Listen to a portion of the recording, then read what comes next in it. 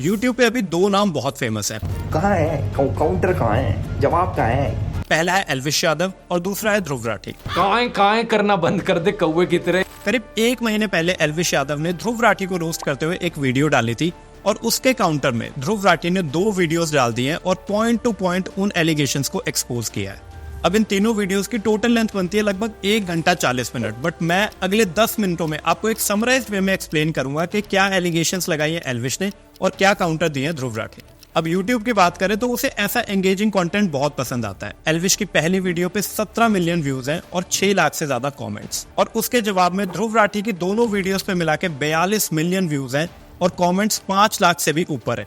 अब हम सबको पता है कंट्रोवर्शियल टॉपिक्स का ये तो फायदा बहुत है कि लाइक्स, सब्सक्राइबर्स, व्यूज ये सब भर भर के आते हैं, और इस पूरे मैटर का एक फायदा तो हुआ है कि हमारा यूथ सोशल इश्यूज को ओपनली डिस्कस करने लगा है, जो कि पहले नहीं होता था। That is the power of social media. But अब मुद्दे की बात यह है कि ये जो सोशल मीडिया इन्फ्लुएंसर्स हैं, क्या ये सच में सोशल इश्यूज को डिस्कस भी करना चाहते हैं या ये सिर्फ व्यूज लेने की एक ट्रिक है? चलिए इसे डिटेल में डिस्कस करते हैं।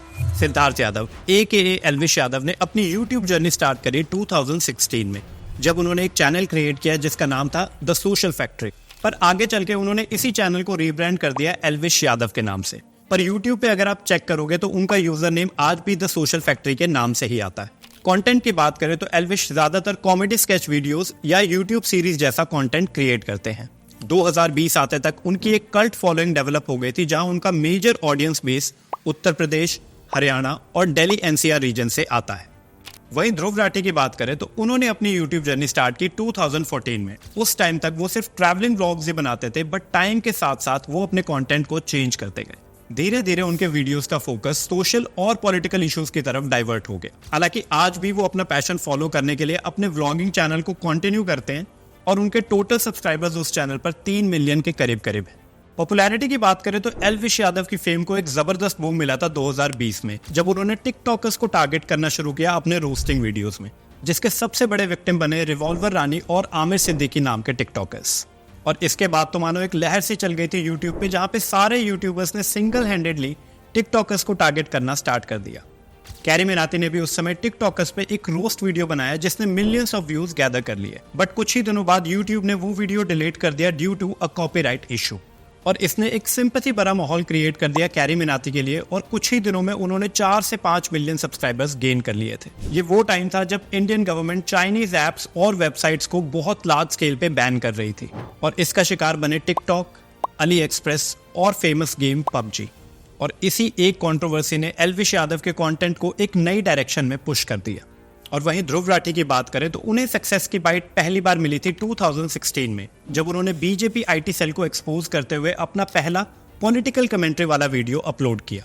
यह वो टाइम था जब इंडियन पॉलिटिक्स में नरेंद्र मोदी को टारगेट करने का मौका ऑपोजिशन पार्टीज के पास भी नहीं होता था, और ध्रुव ने इसी अपॉर्चुनिटी को कैपिटलाइज करते हुए अगले 3 से 4 सालों तक रूलिंग गवर्नमेंट को डिफरेंट एस्पेक्ट्स पे क्रिटिसाइज किया और अपने लिए एक डेडिकेटेड फैन बेस क्रिएट किया।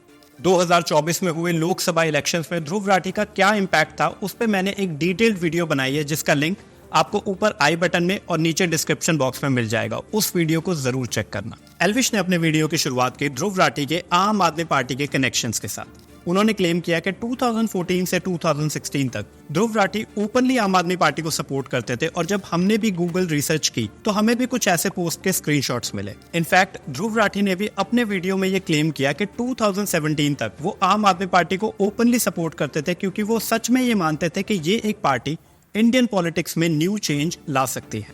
आम आदमी पार्टी की शुरुआत हुई थी 2011 में, जब अन्ना हजारे ने लोकपाल बिल मूवमेंट स्टार्ट की।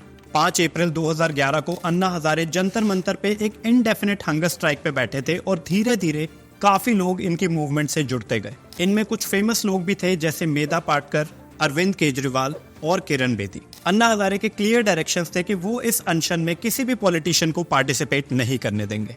इनफैक्ट आई पर्सनली रिमेंबर कि 2011 से 2012 के टाइम के बीच मैं और मेरे फ्रेंड्स भी फेसबुक पे अन्ना हजारे के फेवर में पोस्ट शेयर किया करते थे। It was a complete rage on Facebook and Indian youth was discussing politics for the first time. वैसे दोनों ही वीडियोस बहुत सीरियस और रिसर्च बेस्ड जा रहे थे, but time to time Elvish ने MPL और ध्रुव ने अपने YouTube कोर्स को बेचने में कोई कसर नहीं छोड़ी। ध्रुव ने यह भी बताया कि MPL ने उन्हें भी अप्रोच किया था टू प्रमोट और उन्हें 20 लाख रुपए ऑफर भी किए थे, बट एज पर हिम उनके कुछ कंडीशंस हैं कि वो टोबैको प्रोडक्ट्स, बेटिंग प्लेटफॉर्म्स और चाइनीज कंपनीज ऐसी चीजों को प्रमोट नहीं करते। इनफैक्ट कुछ साल पहले ही ended up promoting a crypto company और कुछ टाइम बाद वो कंपनी एक फ्रॉड डिक्लेयर हो गई थी एंड ही डिसाइडेड कि वो आगे चल के कभी भी क्रिप्टो कंपनी को भी प्रमोट नहीं करेंगे। एल्विश ने ध्रुव के उस वीडियो को भी एक्सपोज किया जहां उन्होंने बीजेपी लीडर्स वर्सेस आप लीडर्स के क्रिमिनल केसेस को कंपेयर किया था। ध्रुव के वीडियो के अकॉर्डिंग बीजेपी लीडर्स पे तो बहुत सारे क्रिमिनल केसेस चल रहे थे, बट आप लीडर्स पे कोई भी केसेस नहीं चल रहे थे। एंड जवाब में एल्विश ने काफी रिसर्च बेस्ड तरीके से ये शो किया कि जो टॉप लीडर्स हैं आम आदमी पार्टी के, उन पे एक्चुअली काफी क्रिमिनल केसेस चल रहे हैं, बट ध्रुव ने अपने काउंटर वीडियो में इस पे कोई भी एक्सप्लेनेशन नहीं दी। एल्विश ने एक और एलिगेशन लगाते हुए ये क्लेम किया कि जॉर्ज सोरोस ने एंटी नेशनल एजेंडा चलाने के लिए हर्षवर्धन को 8,000 करोड़ की फंडिंग दी थी, पर ध्रुव इस पे क्लैरिटी देते हैं कि ये पैसा एक्चुअली सोशल सर्विस के लिए ही यूज हुआ था। अब आखिर ये जॉर्ज सोरोस है कौन? जॉर्ज सोरोस एक हंगेरियन अमेरिकन इन्वेस्टर हैं जो शॉर्ट सेलिंग करके पैसा कमाते हैं। इनकी सबसे फेमस बेट थी बैंक ऑफ इंग्लैंड के अगेंस्ट। सितंबर 16, 1992 को इन्होंने शॉर्ट सेलिंग करके $1 बिलियन का प्रॉफिट जनरेट किया था। इन्हें यह टाइटल भी मिला हुआ है the man who broke the bank of England. 1997 का फाइनेंशियल क्राइसिस भी इन्हीं की वजह से आया था। जॉर्ज सोरोस बहुत फेमस है किसी भी कंट्री को डिस्टेबलाइज करने के लिए और उसकी करेंसी को डीवैल्यू करने के लिए। ध्रुव ने क्लैरिटी देते हुए कहा कि ये पैसा नियो ग्रोथ और कैपिटल फ्लोट के जरिए 40,000 छोटे छोटे बिजनेसेस को प्रोवाइड किया गया सो दैट इंडियन इकोनॉमी में उनकी इन्वेस्टमेंट को बरकरार रखा जा सके। इवन दो सारी दुनिया की ये परसेप्शन है कि जॉर्ज सोरोस एक नेगेटिव पर्सनैलिटी है जो सिर्फ और सिर्फ शॉर्ट सेलिंग करना जानते हैं, बट ध्रुव के अकॉर्डिंग उनकी काफी ऐसी नॉन प्रॉफिट ऑर्गेनाइजेशंस भी हैं जो सोशल कॉज के लिए फाइट बैक करती हैं। आगे चल के एल्विश राहुल गांधी की आंटी फोरी नेहरू को हमारे देश के लिए एक खतरा बताते और उनके कनेक्शन जॉर्ज सोरोस के साथ भिड़ाने की कोशिश करते हैं, पर इस पे ध्रुव ने ये क्लैरिटी दी कि फोरी नेहरू की तो 2017 में ही डेथ हो चुकी है at the age of 108, so how can she be a threat to our nation. Dhruv ने एल्विश को कम्युनल हेट्रेड फैलाने के लिए भी एक्सपोज किया और सोशल मीडिया पे उनके हो रहे पोस्ट्स को हाईलाइट किया। ध्रुव ने एल्विश पे ये भी इल्जाम लगाया कि वो अपने सोशल मीडिया पोस्ट के थ्रू कम्युनल हेट्रेड फैलाने की कोशिश करते हैं और एक पर्टिकुलर कम्युनिटी को टारगेट करते हैं, और हिंदुइज्म को सपोर्ट करने के लिए जो वो मर्चेंडाइज सेल करते हैं उस पर लिखे हुए संस्कृत श्लोक, उनमें भी बहुत सारी गलतियां हैं जिन्हें उन्हें करेक्ट करने की जरूरत है। ध्रुव ने एल्विश यादव के सोशल मीडिया पर्सोना पर भी सवाल उठाए, जैसे अपनी वीडियोस में गालियां देना, लड़कियों को ऑब्जेक्टिफाई करना, और रिसेंटली उन्होंने मैक्सटन नाम के यूट्यूबर को फिजिकली असॉल्ट भी किया। अब यहाँ पे ध्यान देने वाली चीज ये है कि एल्विश की मेजॉरिटी ऑडियंस या तो टीनेजर्स हैं या अर्ली 20s में यंगस्टर्स, और जब वो लोग ऐसे कंटेंट को देखेंगे तो ऑब्वियसली उनकी पर्सनैलिटी पे एक नेगेटिव इम्पैक्ट जरूर पड़ेगा। और एल्विश की इन्हीं हरकतों को देखते हुए ध्रुव ने एल्विश को अनसिविलाइज का टैग भी दिया और आगे चल के ये क्लेम किया कि जब भी एल्विश की व्यूअरशिप कम हो जाती है तो वो ध्रुव को टारगेट करना शुरू करते हैं ताकि उनकी वीडियो पे ज्यादा से ज्यादा व्यूज आ सकें। अब वैसे तो ध्रुव की दोनों वीडियो प्रॉपर रिसर्च बेस्ड लग रही थी, जैसा कि यूजुअली होता भी है, पर कुछ पॉइंट्स पे ऐसा फील हुआ कि ध्रुव एक्चुअली एल्विश की वीडियो से पर्सनली इफेक्ट हो गए हैं और वो कुछ नॉट सो इम्पोर्टेंट पॉइंट्स को बहुत ज्यादा एग्जैजरेट कर रहे थे, जैसे कि हर्ष मंदर को हर्ष मंदार कहना, इरफान महराज को इरफान मेहरा कहना, द न्यू अरब को द अरब कहना, या फिर उंगलियों पे काउंटिंग सिखाना। अब ऑब्वियसली एल्विश के पार्ट पे ये बहुत बेसिक गलतियां थी, बट ध्रुव भी इन चीजों को इग्नोर कर सकते थे, रादर देन उन्होंने इसे एग्जैजरेट करना जरूरी समझा। वीडियो में आगे चल के एल्विश ने क्लेम किया कि टर्किश इंटेलिजेंस और पाकिस्तानी ISI मिलकर TRT चैनल के थ्रू एक प्रोपेगेंडा चलाने की कोशिश कर रहे हैं। इसके जवाब में ध्रुव ने ओपी इंडिया नाम की वेबसाइट को शो किया और उसके आर्टिकल को दिखाते हुए ये क्लेम किया। वो अलग बात है दोस्तों कि आर्टिकल भी फर्जी है, क्योंकि ये फर्जी न्यूज वेबसाइट ने लिखा है, इन्हीं की गोदी वेबसाइट ने, कि ये website right wing supportive content बनाती है और बिल्कुल भी ट्रस्टवर्दी नहीं है। पर जब हमने इस टॉपिक पे रिसर्च की तो हमें भी एक वेबसाइट मिली जिसका नाम था research institute for European and American studies. इसमें एक आर्टिकल पब्लिश्ड है जिसमें ये क्लियरली मेंशन्ड है कि पाकिस्तानी और कश्मीरी जर्नलिस्ट की बहुत बड़े लेवल पे हायरिंग हो रही है TRT में, और वो एक्चुअली एक प्रोपेगेंडा चलाने की कोशिश कर रहे हैं। इनफैक्ट हालत यह है कि इनकी टॉप पोजीशंस में 1/4 लोग इंडियन सबकॉन्टिनेंट से ही आते हैं। तो आई पर्सनली फील कि इस टॉपिक पे ध्रुव राठी बेटर रिसर्च करके एक बेटर क्लेम सेटअप कर सकते थे, रादर देन सिंपली इस चीज को डिनाई करने के कि एल्विश का क्लेम बिल्कुल गलत है और वेबसाइट फर्जी।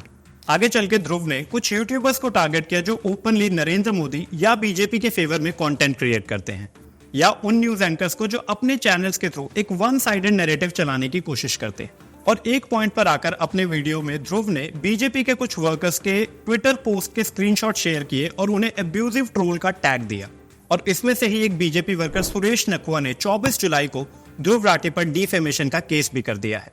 अब इंटरेस्टिंग चीज ये है कि पूरे वीडियो में ध्रुव एल्विश को वार्न करते रहे कि उनकी ऑनलाइन हरकतों की वजह से कभी ना कभी उन पर डिफेमेशन का केस हो सकता है। पर आयरनी यहाँ पे यह है कि एक्चुअली ध्रुव के अगेंस्ट ही डिफेमेशन का केस हो गया। अब देखने वाली चीज ये होगी कि इस केस में एक्चुअली कितनी सच्चाई है और ध्रुव इसे ओवरऑल हैंडल कैसे करते हैं। कमेंट्स में आप अपनी राय जरूर शेयर करना कि ध्रुव के इन काउंटर वीडियोस को आप 10 में से कितनी रेटिंग दोगे। चैनल पर अगर आप पहली बार आए हैं तो सब्सक्राइब करना मत भूलना। हम ऐसे ही नॉलेजफुल वीडियोस हर हफ्ते आपके लिए लाते रहेंगे। Till the next video, keep learning, keep growing.